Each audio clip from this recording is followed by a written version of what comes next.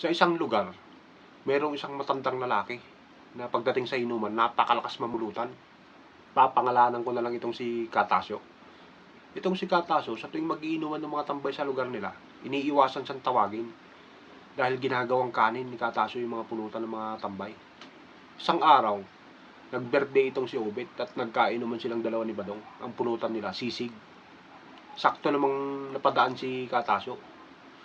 Paring Obet, tawagin mo nga yan si Katasyo. Pagtripan natin, silihan natin, ganyan ng madala.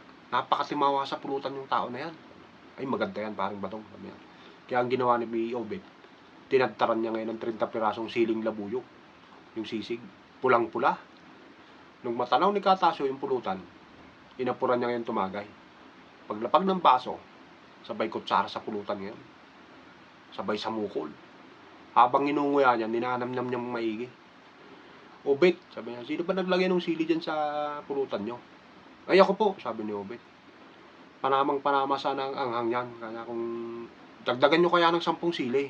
Kulang na kulang sa anghang, sabi niya. Sabay kutsara ulit. Ito naman si Badong at Obet, nakatulala.